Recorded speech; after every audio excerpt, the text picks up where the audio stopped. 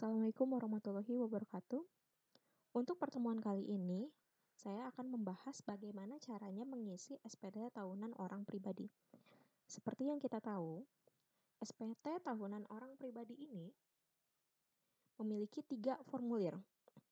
Yang pertama, formulir 1770 SS, formulir 1770 S, dan formulir 1770. Untuk kali ini, saya akan membahas bagaimana caranya mengisi SPT tahunan orang pribadi 1770 SS. SS ini adalah singkatan dari sangat sederhana, di mana sangat sederhana ini formulirnya hanya satu formulir. Jadi kita hanya mengisi satu formulir. Seperti yang kita tahu, formulir 1770 SS dipergunakan untuk karyawan yang bekerja di satu perusahaan atau di satu sumber penghasilan, di mana penghasilan tersebut dalam 1 tahun kurang dari 60 juta rupiah. Di akhir tahun atau di awal tahun, biasanya karyawan mendapatkan formulir 1721A1 yang seperti ini dari perusahaan.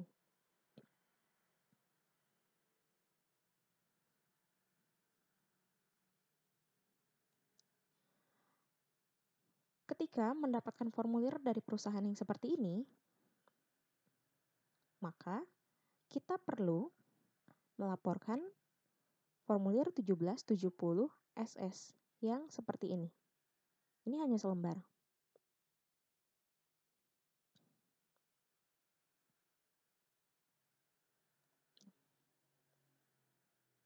Untuk itu, kita harus tahu dulu bagaimana caranya mengisi 1721A1 di sisi perusahaan dulu. Jadi, kita akan seolah-olah mengisi 1721A1 seolah-olah sebagai perusahaan. Lalu, kemudian kita akan mengisi formulir 1770 SS seolah-olah seperti karyawan atau seperti orang pribadinya. Oke, kita langsung saja untuk melihat contoh soal yang ada di sini.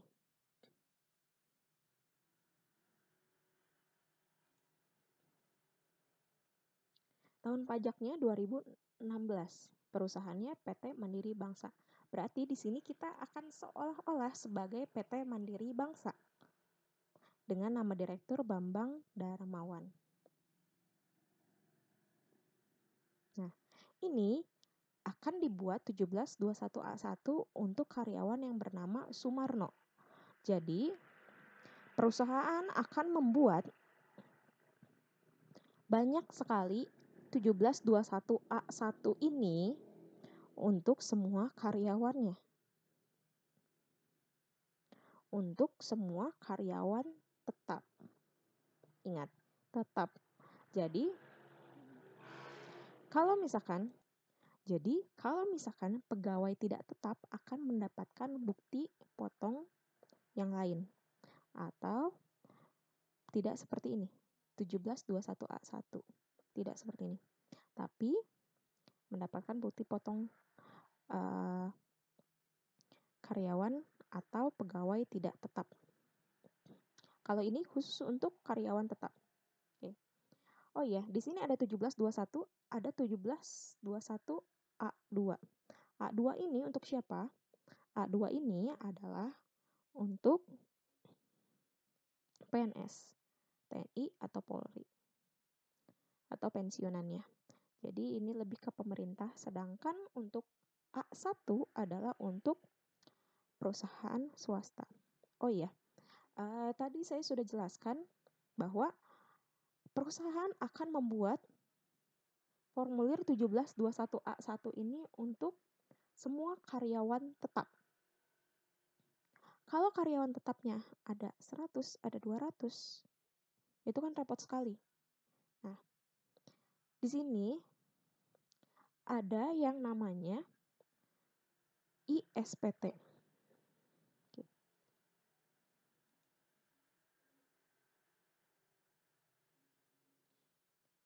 Seperti apa ISPT? ISPT ini akan mempermudah kita untuk mengisi SPT tahunan atau SPT masa. Jadi di sini ada beberapa ISPT. Tentunya untuk PPh pasal 21 yang terkait ini akan mengisi ISPT PPh pasal 21. Nah, ISPT pasal 21 adalah seperti ini. Oke, ini contoh aja.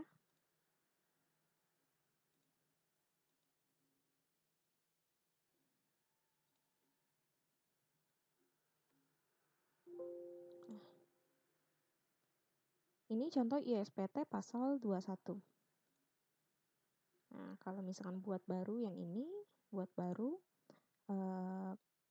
database dan buat baru atau buka baru yang database yang sudah ada. Di sini yang sudah ada aja. Nah, di sini karena September, masanya September, ini nggak bisa bikin bukti potong A1. Karena ini bukan akhir tahun. Kalau akhir tahun ini akan terbuka, atau di bulan Desember ini akan terbuka A1-nya. Tapi kalau misalkan bulan-bulan sebelumnya, atau Januari sampai November, di sini hanya ada bukti potong tidak final dan final. Nah, ini contohnya tidak final. Jadi ini atas nama Fadlika ini adalah pegawai tidak tetap. Biasanya pegawai tidak tetap ini akan dibuatkan bukti potong yang seperti ini.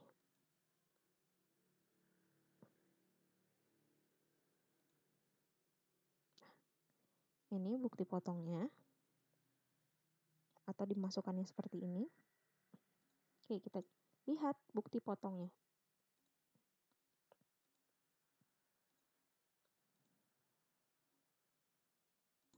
Nah, bukti potongnya seperti ini untuk pegawai tidak tetap, tapi by system atau dengan ISPT PPh pasal 21. Ini contohnya. Dan gimana kalau misalkan kita bikin di akhir tahun A1?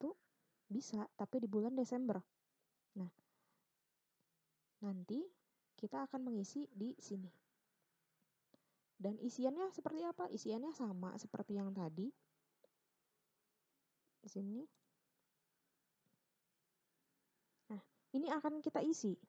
Nah, karena banyaknya karyawan, kita mengisi by system atau dengan ISPT PPh pasal 21. Saat ini, untuk pelaporan ISPT atau SPT pasal 21 menggunakan ISPT ini, di mana dengan ISPT ini kita akan bisa melaporkan atau perusahaan akan bisa melaporkan kapanpun dan dimanapun. Artinya kalau misalkan laporannya tanggal 20 terakhir, kita masih bisa untuk melaporkan tanggal 20-nya bahkan malam sekalipun. Misalnya jam 11 malam. Kayak gitu. Jadi ini akan mempermudah. Tapi untuk pertemuan kali ini, kita akan coba mengisi secara manual terlebih dahulu. Kita akan mengisi yang seperti ini terlebih dahulu via Excel-nya.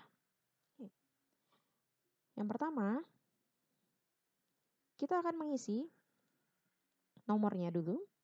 Ini adalah nomor bukti potong 1721A1-nya.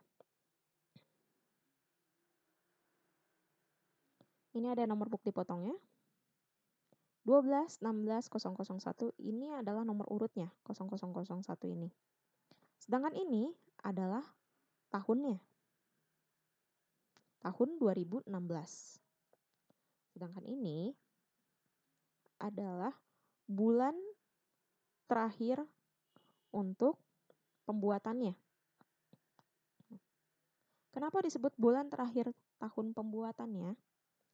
Karena bisa jadi orang ini atau karyawan ini keluar dari perusahaan bulan Juli misalnya. Berarti di sini adalah 7. Karena di sini asumsinya adalah dari awal tahun sampai akhir tahun, Sumarno ini atau karyawan ini bekerja, maka di sini 12 atau akhir tahunnya. Nah, maka masa perolehannya adalah 01 sampai 12. Dari Januari sampai Desember. Selanjutnya, di sini ditulis NPWP pemotong atau nama pemotong perusahaan.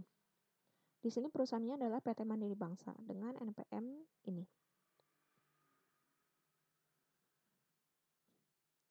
Selanjutnya, kita akan mengisi identitas penerima penghasilan yang dipotong. Ini adalah NPWP untuk karyawan. Nah, ini NPWP karyawannya ada di sini.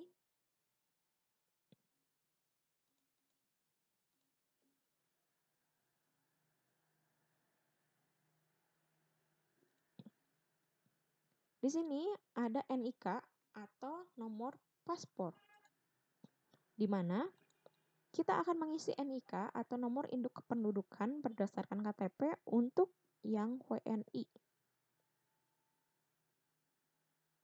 Kalau yang WNA berarti nomor paspor.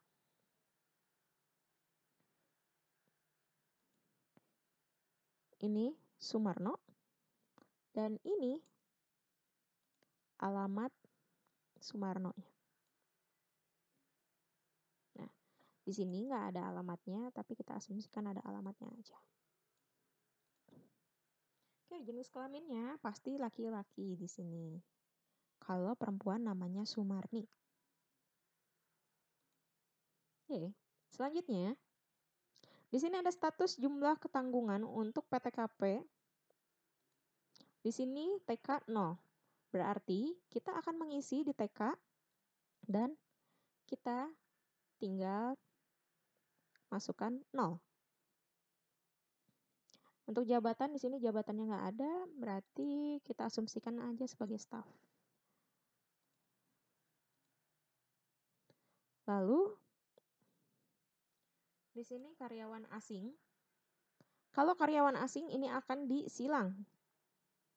Kalau bukan, ya udah singkirkan aja. Lalu kode negara domisili kalau karyawan asing. Nah, kenapa sih di sini ada karyawan asing? Ada kode domisili, ada nomor paspor. Karena wajib pajak dalam negeri tidak harus warga negara Indonesia, tapi berdasarkan domisili. Seperti yang kita tahu, untuk wajib pajak dalam negeri, kalau yang bertempat tinggal lebih dari 183 hari selama 12 bulan berturut-turut, maka akan jadi wajib pajak dalam negeri dan memiliki niat untuk tinggal di Indonesia. Gitu. Jadi meskipun dia WNA bisa diterapkan di PPh pasal 21 ketika dia menjadi wajib pajak dalam negeri. Nah, selanjutnya, rincian penghasilan dan penghitungan PPh pasal 21. Di sini ada kode pajaknya. Di sini kode pajaknya ada 2. 21101 dan 21102. Di mana 21101 ini adalah untuk penerima penghasilan pegawai negeri atau pegawai swasta, anggota tentara, anggota polisi, atau pejabat negara. Sedangkan untuk 21102 ini untuk penerima pensiun yang menerima penghasilan secara teratur. Artinya di sini adalah kalau 02 pensiun, 01 ini bukan penghasilan pensiun. Jadi kita akan memberikan tanda di yang bukan pensiun atau 01. Selanjutnya, di sini ada gaji setahun 55 juta. Maka kita akan tulis di sini 55 juta. Lalu uang lembur 2 juta. Kita masukkan di uang lembur 2 juta. Kemudian premi asuransi yang dibayar pemberi kerja setahun adalah 1.200.000, masukkan ke sini. Lalu bagaimana yang tidak ada? Ya sudah, dikosongkan saja atau dinolkan saja. Nah, jumlah penghasilan brutonya adalah nominal 58.200.000 hasil dari poin 1 sampai dengan poin 7. Kemudian kita masuk ke pengurangan. Pengurangan ada biaya jabatan atau biaya pensiun. Di sini tidak ada biaya jabatan, tapi pasti harus ada biaya jabatannya. Berarti biaya jabatannya berapa? 5% dari penghasilan bruto. Hasilnya adalah 29.100.000. Kemudian iuran pensiunnya 500.000, masukkan di sini. Jumlah pengurangannya poin 9 tambah poin 10, 33.410.000. Di sini kita akan ngisi, ini yang tanda tanya ini, kita akan isi sendiri. Nah. Jumlah penghasilan neto poin 8 kurang 11. Di sini udah ada instruksinya, jadi kita akan lihat instruksi aja di sini, pengurangan atau penambahannya. Hasilnya 54.790.000. Nah, di poin 13, penghasilan neto masa pajak sebelumnya adalah 0. Oh iya, apa sih masa pajak sebelumnya? Artinya gini, jika karyawan tersebut pernah bekerja di perusahaan yang sebelumnya dalam satu masa pajak. Misalnya di 2016 ini, Sumarno pernah bekerja di perusahaan A pada Januari sampai dengan April. Maka di perusahaan A, meskipun Januari sampai dengan Aprilnya ini hanya 4 bulan, tapi tetap dapat 1721A1 dari PT A. Nah, yang 1721A1 dari PT A ini akan diberikan ke PT Mandiri Bangsa.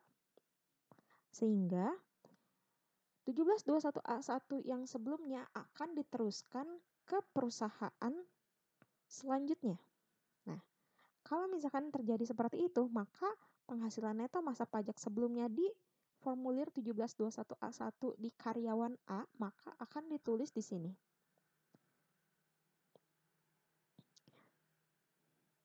Kalau tidak ada atau asumsinya di PT Mandiri Bangsa ini adalah dari awal bulan sampai akhir tahun 2016, maka dikosongkan saja. Selanjutnya, poin 14, 12 ditambah 13 sebetulnya. Jumlah penghasilan neto 54.790 karena poin 13-nya nggak ada.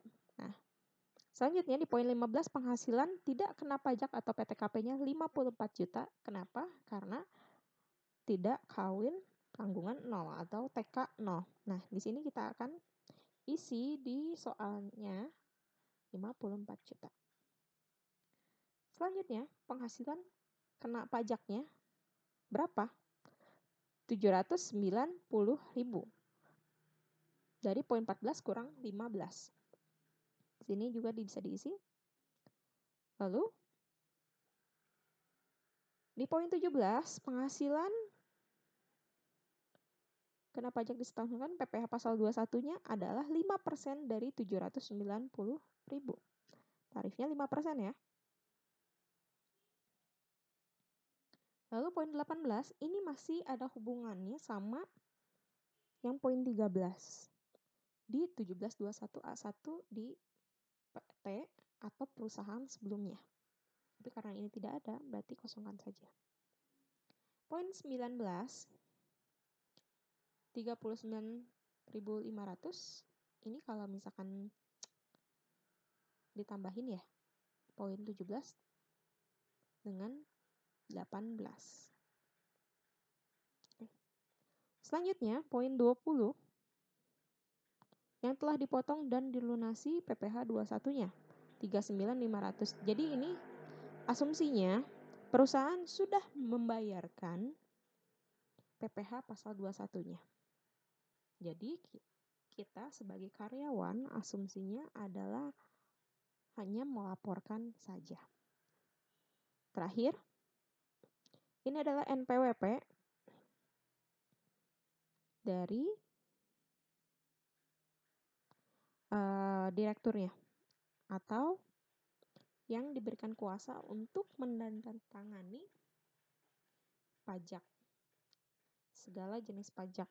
Misalkan di PPh pasal 21-nya adalah Bambang Darmawan sebagai direkturnya. Dan ini adalah tanggal bukti potongnya tanggal 17 Januari 2017. Kita ganti di sini 17.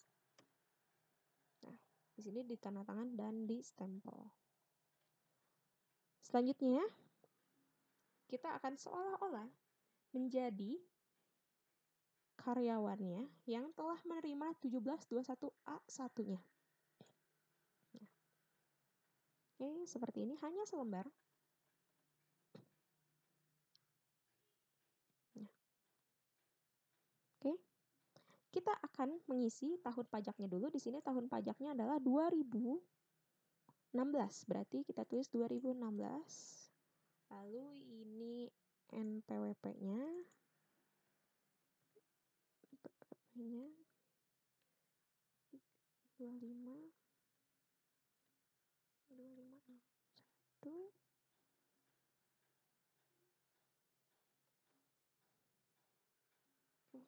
Kayaknya ini juga salah deh. NPWP-nya ini masih NPWP. Oh ya, ini sudah benar. Oke. Selanjutnya, pajak penghasilan. Penghasilan bruto dalam negeri sehubungan dengan pekerjaan dan penghasilan neto dalam negeri lainnya. Ini diisi dari penghasilan bruto dari 1721A1 yang ini.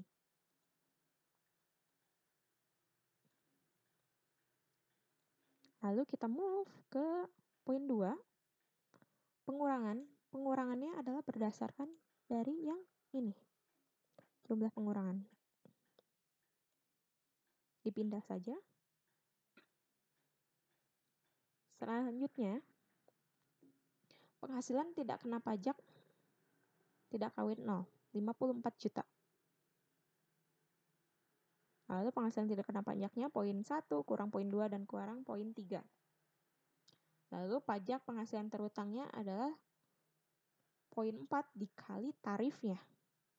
Di sini adalah 5%.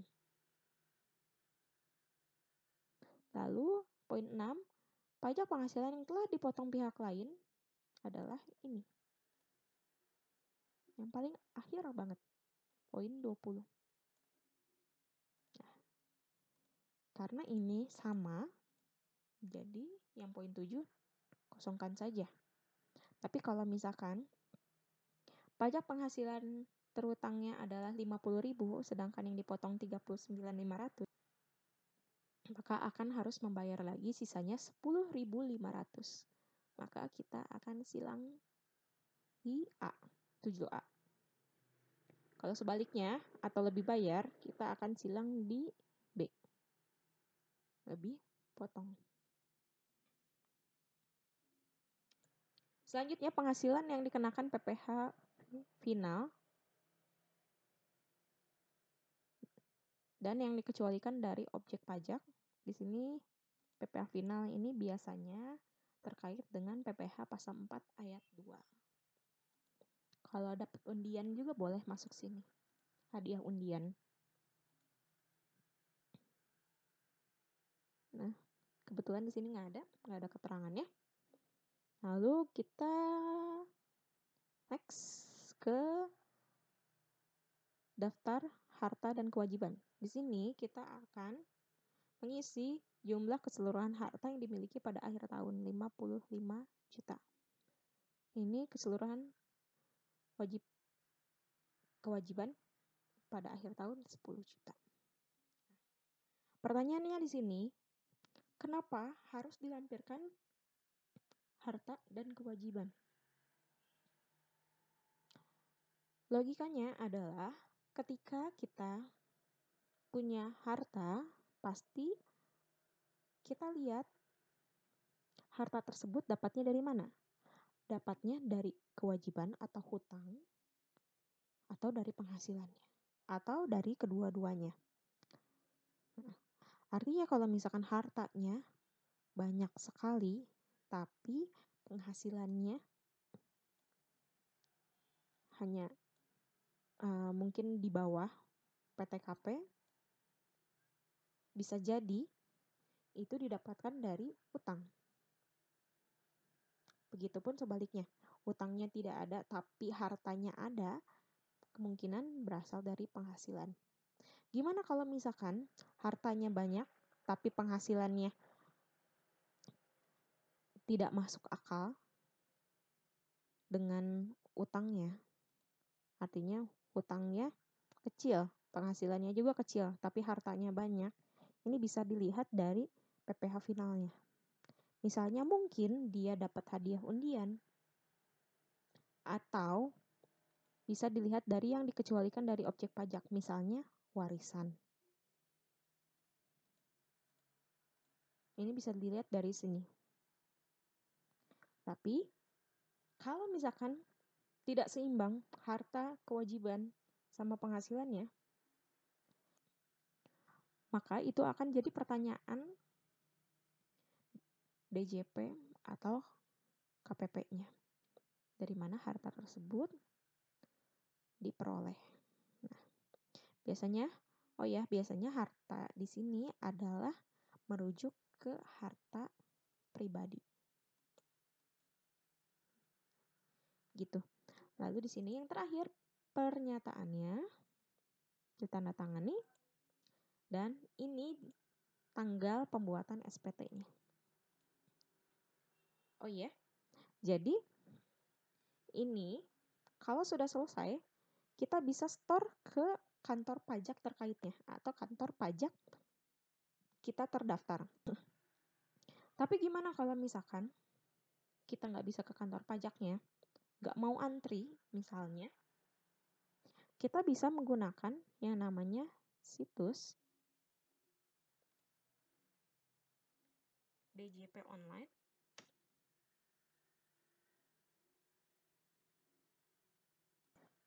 Oke, yang seperti ini DJP online-nya. Jadi setiap wajib pajak, mau orang pribadi maupun badan, akan melaporkan SPT tahunan atau SPT masa untuk badan di website ini. Nah, hasil dari ISPT yang tadi saya sudah lihatkan di ISPT PP pasal 21 akan dilaporkan di situs ini untuk perusahaan. Dan juga untuk orang pribadi yang melaporkan SPT tahunan akan dilaporkan di situs ini juga. Pertama-tama kita harus memasukkan NPWP-nya, lalu kata sandi. Gimana kalau misalkan belum punya kata sandinya? Kita akan masuk ke menu registrasi. Nah, menu registrasi ini masukkan NPWP-nya, lalu masukkan EVIN Anda, nomor EVIN Anda. Nah, nomor EVIN-nya nggak punya. Nah, kita bisa dapatkan EVIN-nya di kantor pelayanan pajak terdekat bagi wajib pajak orang pribadi atau di KPP terdaftar bagi wajib pajak badan. Jadi kita harus minta dulu ke KPP. Intinya kita hanya minta 1 kali, tapi kita bisa melaporkan kapanpun dan dimanapun. Gitu.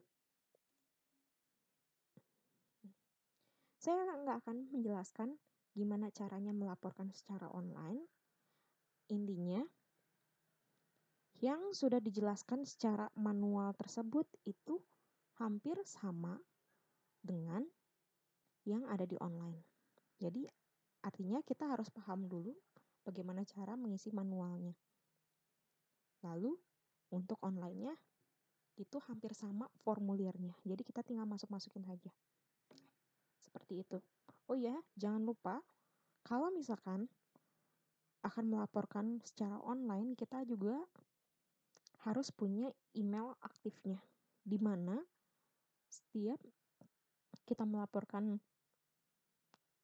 SPT, maka akan masuk kode atau kode password ya.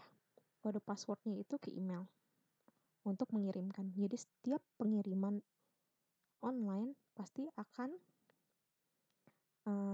diminta nomor atau nomor keamanan atau kode keamanan. Seperti ini mungkin ya.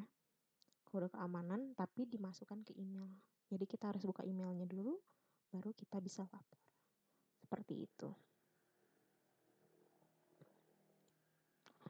Oke, berarti kita sudah selesai untuk mengisi